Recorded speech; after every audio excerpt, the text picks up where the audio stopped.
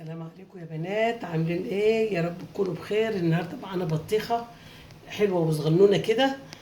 طبعا انا كنت قايله لكم ازاي تشتروا البطيخ، قلت لكم ما تجيبوش البطيخه الغامقه، ما بتبقاش حلوه، هاتوا البطيخه الفاتحه اللي بتلمع، بس هي دي اللي جتني والله.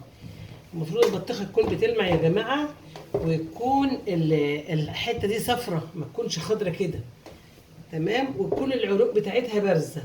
هي فيه يعني هنا بروز برضو، يعني مش يعني فيه برضو عروق بارزه بس بسيط، يعني ان شاء الله تبقى ايه، يعني هنقول ايه 70% حلوه يعني ان شاء الله باذن الله. البطيخه دي عشان هناخد القشره الخضراء دي وهنعمل منها الوان طبيعيه للاكل. تتحط في الرز، تتحط في المهلبيه، تتحط في حاجات كتير قوي. لازم اغسلها كويس قوي. اغسلها بايه بقى؟ محدش يضحك عليا، انا جايبه سلكه مواعين عشان اغسلها حلو قوي من من ايدين الناس بقى، ومن التراب والكلام ده كله.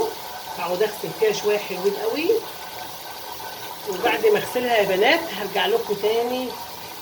اول ما اغسلها هرجع لكم تاني، لان لازم تتغسل حلو قوي. غسلنا البطيخه يا بنات، جبتها لكم هنا كده بس عشان تشوفوها. هنعمل ايه بقى؟ اللي هنكحتها الاخضر ده انا عايزاه هعمل بيه اللون الصناعي للاكل. ماشي، اللون الالوان الصناعيه، يعني اللون الاخضر ده انا مش هرميه، هاخده كده هحطه هنا في البراد بتاعي، هنا في البراد هنا يا بنات، واحط عليه ميه واغليه واطلع منه اللون الاخضر.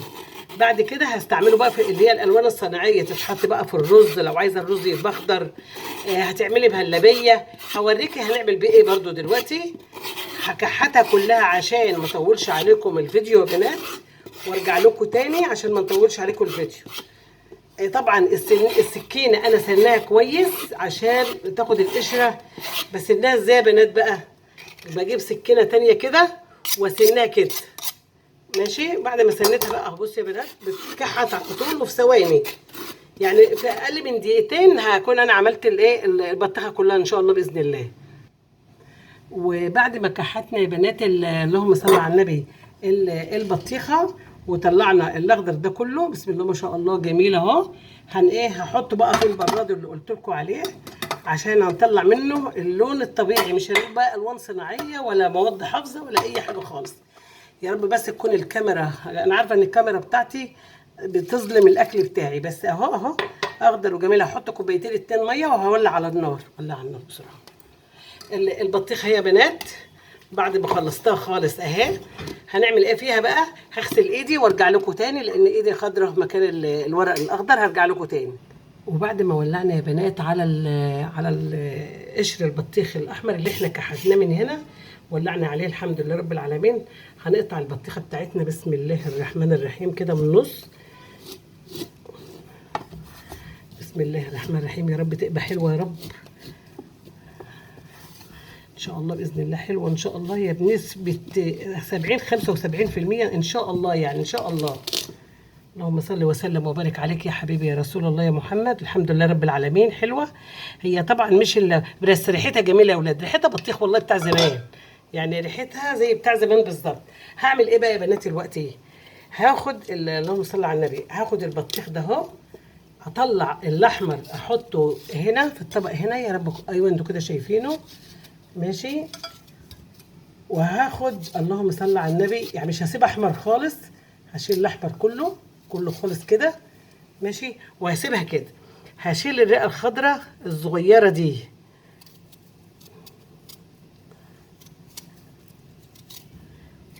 هتترمي يا بنات، الناشفه دي هتترمي. هعمل بدي ايه بقى؟ هتعمل بيها جيري كولا.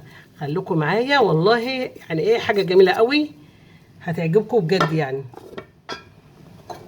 وهحطها هنا يا بنات، يا رب بس تكونوا شايفينها. هنحطها هنا، طبعا انا هغسله لان ايدي عامله اخضر من البطيخ. هعمل ايه بقى؟ هعمل زي المعلمين كده، واطلع ايه الاحمر كده، يا رب بس اعرف اطلعها كلها مره واحده. هاتي لي الصينيه اللي هناك دي.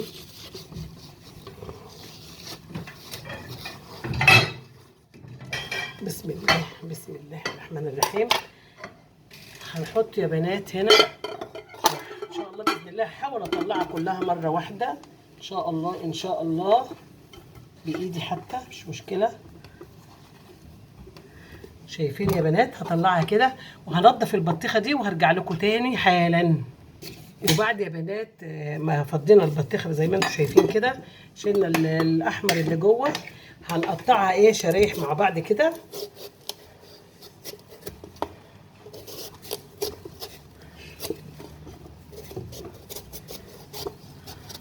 وهقول لكم بنعمل فيها ايه. هنيجي مثلا هنا، طبعا انا مش عايزه احمر ده خالص، يعني انا مش عايزه الاحمر ده خالص. هشيل برضو الاخضر يا بنات. نولين السكينه التانيه يا ميده، نولين السكينه التانيه. الرقه دي يا بنات اللي انا بشيلها دي بتبقى ناشفه قوي، ورقيها بصوا رقيها ازاي، انا مش عايزاها. انا هاخد ده بس اللي هو اللي هنعمله جيري كولا. وهنعمل بقى كده يا بنات بسم الله الرحمن الرحيم. انا عايزاها ايه زي السيجار كده، زي كده يا بنات. اعمل لكم كمان حتتين وايه واقفل واعمل كله مع بعضه وارجع لكم تاني. هنشيل برضو بسم الله الرحمن الرحيم الحته الناشفه قوي دي تتشال كده.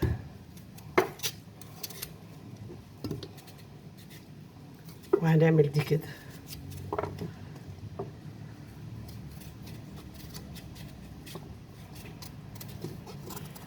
بسم الله الرحمن الرحيم. وهنعمل دي كده يا بنات بنفس الطول كده، تبقى جيريكولا طويله يعني. هخلص كل الكميه او هعمل لكم كمان واحده قدامكم. هنشيل الاحمر ده مش عايزينه خالص. بس بصوا مش هنرمي اي حاجه من البطيخ، كل ده هعمل لكم بيه حاجات تانية دلوقتي اهو برضو معاكم. بصوا يا بنات هنعمل ده كده بسم الله الرحمن الرحيم. الرئه اللي ملهاش اي لازمه دي الناشفه قوي دي، هاخد انا اللي بابا التخينه دي. في ناس في يا بنات ناس بيعملوا دي مقليه بالثوم مع البتنجان، ويقول لك ايه قشر سمك، يقول لك سمك فيليه يعني. هي طبعا لا، بس بيقولوا ان بيعملوها يعني بيعملوها مع البتنجان تتحمر وتتحط في التومه وتتاكل برضو.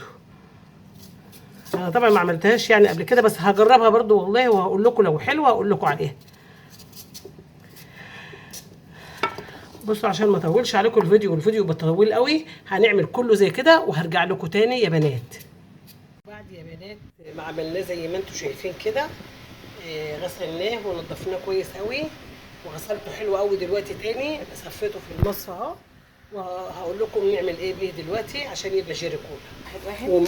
ومعانا دلوقتي يا بنات جيري كولا اهي، قصدي جيلي اهو.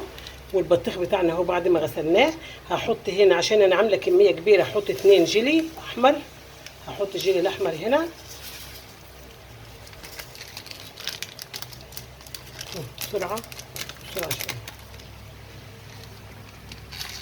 هنحط 2 جيلي لان انا عامله كميه كبيره، يعني لو الكميه اصغر ممكن تحطوا انتوا اصغر. وهحط هنا يا بنات 3/4 كوبايه سكر، 3/4 كوبايه سكر.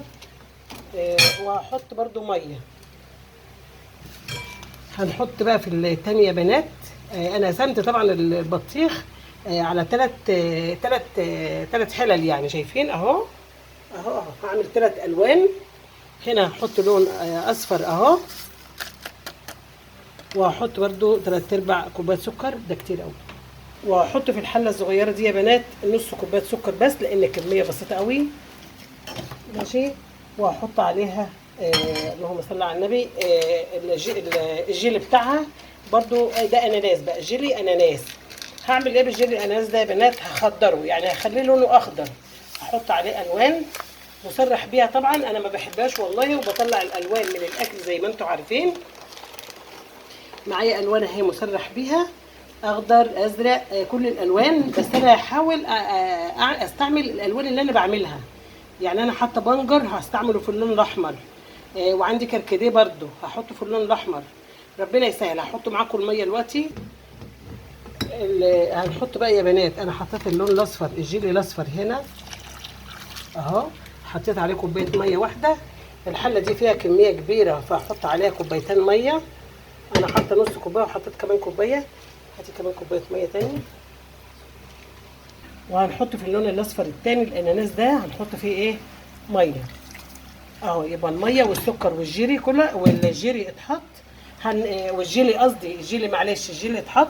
هنعمل بقى، هنولع عليه النار واقول لكم هنعمل بايه دلوقتي، وهنزود الوان صناعيه ولا لا، معايا خطوه بخطوه ان شاء الله.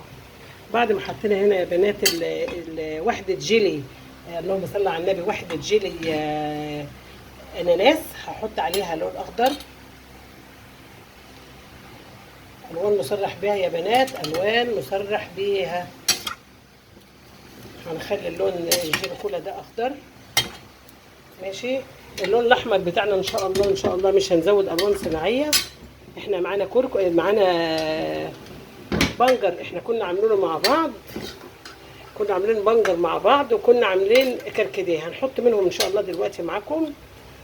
واللون الاصفر دوت هنزوده بس ايه، لون صناعي بريحه البرتقال، يعني مش هنديله ايه الوان تانية اهو، ريحه بس. معايا لون احمر، والله بفكر احط في ده، بس مش عارفه بقى. يلا زودت لون احمر اهو، هو كله مصرح بيه عادي يعني. هنقلبه دلوقتي. قلبيه. هنقلب دلوقتي اهو يا بنات، بسم الله ما شاء الله اهو. كل شويه هنقلب واحنا على النار، وهنسيبه مع الجيري كولا لغايه ما الجيري كولا تجمد عليه ويستوي. احنا معاكم خطوه بخطوه يا بنات. ده اللون الاحمر زي ما انتم شايفين، وهنا اللون الاصفر البرتقالي، وهنا اللون الاخضر. وبعد ما يستوي هتتفرجوا عليه. وكل شويه باجي يا بنات اقلب الجيري كولا، طبعا اهو لسه ما خلصش، طبعا لازم يستوي خالص خالص. هروح للاحمر اقلبه برضو، وبعدين الاخضر، وربنا يسهل لسه يستوي بس باذن الله كده، وبعدين افرجكم عليه.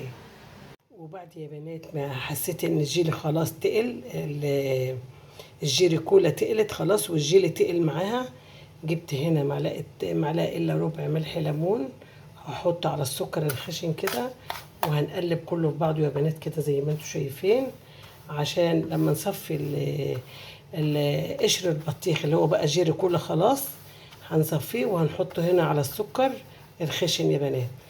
خليكم معايا، انا كده قلبت، فرشت فرشه اهوت، اطلع عليها الجيري كولا، وارجع لكم تاني. بعد ما قلبت يا بنات السكر في ملح الليمون، هاجي اطلع الجيلي كولا معايا اهو، اللي هو خدت اللون البرتقاني او الاصفر. للاسف ما لقيتش مصفى سلك، ما اعرفش بقى، البنت اللي معايا نامت وانا مش عارفه هي بتحط الحاجه فين بصراحه. فاني ايه هصفي الجيلي كولا دلوقتي اللي هي باللون الاصفر، حطيتها تتصفى في مصفى عاديه بقى، ما فيش اللي عنده بقى مصفى سلك يبقى يصفي فيها. دول ايه بقى يا بنات، اللون الاصفر ده حفيدي الصغير قال لي ليه يا تيتا انا بحب اللون البلو وانت ما عملتليش لون بلو، اللون الازرق. فانا عشان ما ازعلوش هحط هنا لون ازرق عليه، هحط شويه لون ازرق عشان ما ازعلوش بس، واقول له ايه انا عملت لك اللون عادي يعني. طبعا هو طفل صغير خالص فما هوش عارف حاجه. اللون الازرق مع الاصفر قلب اخضر، بس اخضر غامق، مش مشكله بقى، انا هقول له ده ازرق يعني وكده، هو لسه صغير يعني. بس كده طبعا الجيري كلها معايا خلاص تقلت خلاص اهي، هطفي عليها عشان اصفيها.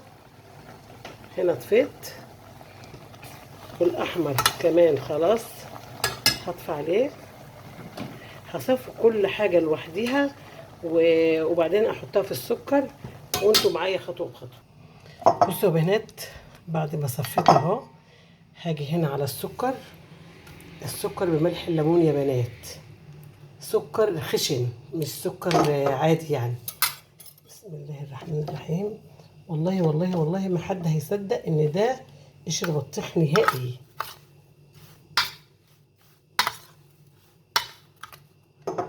دي جيري كولا فعلا فعلا فعلا زي اللي بنشتريها من المحلات يا بنات والله. بسم الله ما شاء الله. فرحوا ولادكم واحفادكم واخواتكم الصغيرين، فرحوا الاطفال والكبار برضو اهو. بسم الله ما شاء الله. شايفين يا بنات الجيري كولا جميله ازاي؟ ما شاء الله ما شاء الله. هطلع لون تاني واجي. طلعت هنا اللون الاخضر جبته. بسم الله ما شاء الله يا بنات، الله اكبر.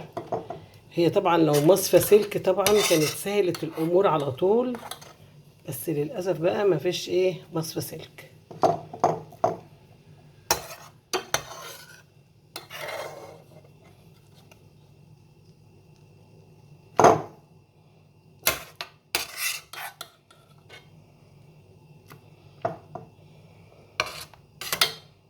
هسيبه يصفى هنا يا بنات كده، هو على طول مفيش سواد بيصفى. وهاجي عند السكر بملح الليمون، وهنزل اللون الاخضر. على فكره يا بنات هو لون اخضر خالص، معرفش الكاميرا ليه جايباه غامق، بس هو فعلا اخضر. تحفه تحفه والله العظيم. اللون روعه، لون جميل قوي. ان شاء الله انا عشان بالليل وبشتغل دلوقتي بالليل، انا ان شاء الله هصور لكم صوره نهائيه الصبح تشوفوا اللون جميل جدا جدا جدا. بالنهار ان شاء الله اصوره لكم في البلكونه حتى عشان تشوفوا اللون تحفه. اللون يعني فوق الخطير والله. ما شاء الله ما شاء الله، الله اكبر، حاجه جميله كده. عملنا الاصفر والاخضر اهو يا بنات. طبعا بعد ما عملنا اللون الاصفر والاخضر، انا كنت مفكره السكر يعني ايه هيبقى الكميه كلها، لقيت لا ما ينفعش.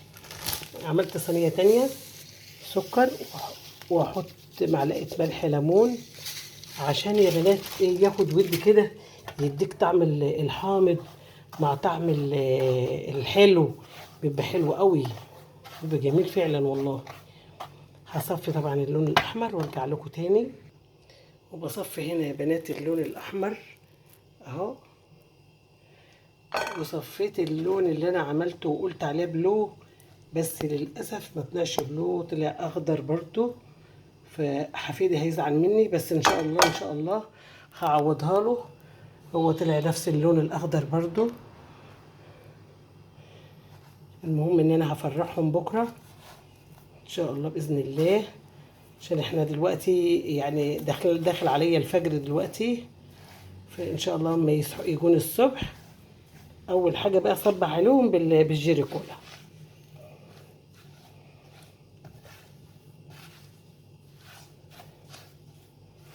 طبعا انا هقلب السكر فيه كويس.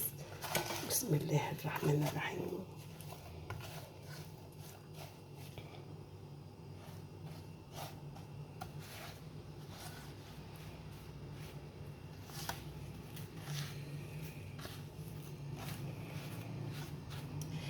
بصوا يا بنات، انا هدوق لكم الحاجه دلوقتي والله بما يرضي الله، واقول لكم عليها. بسم الله الرحمن الرحيم. اهو يا بنات اهو جيري كولا اهو يا بنات اهو. بسم الله الرحمن الرحيم. هدوقها والله بما يرضي الله.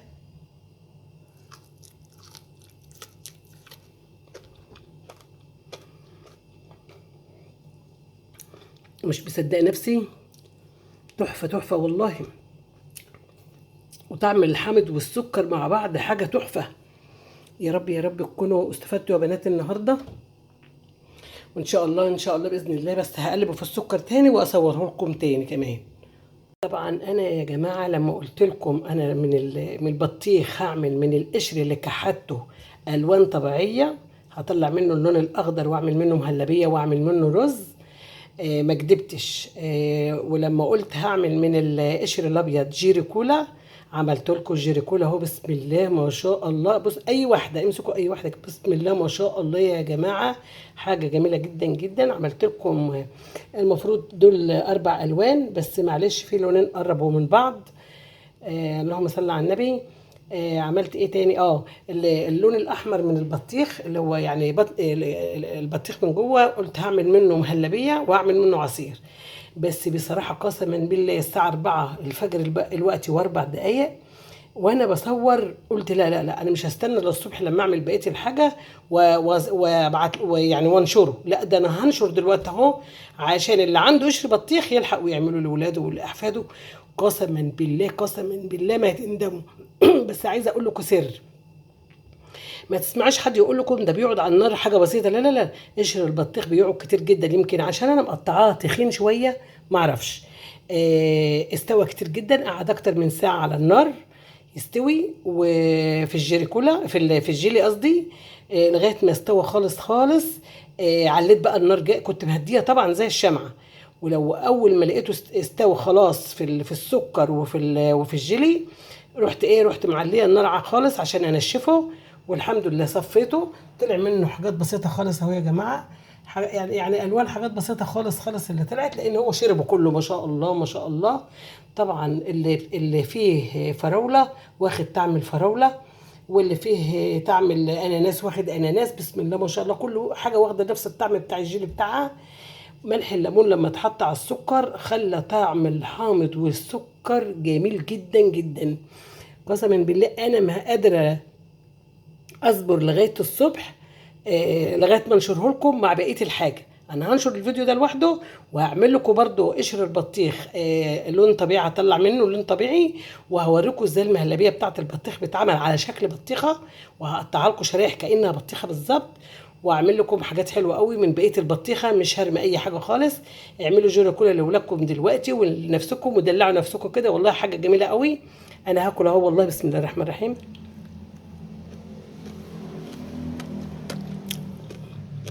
جميل قوي يا ولاد والله.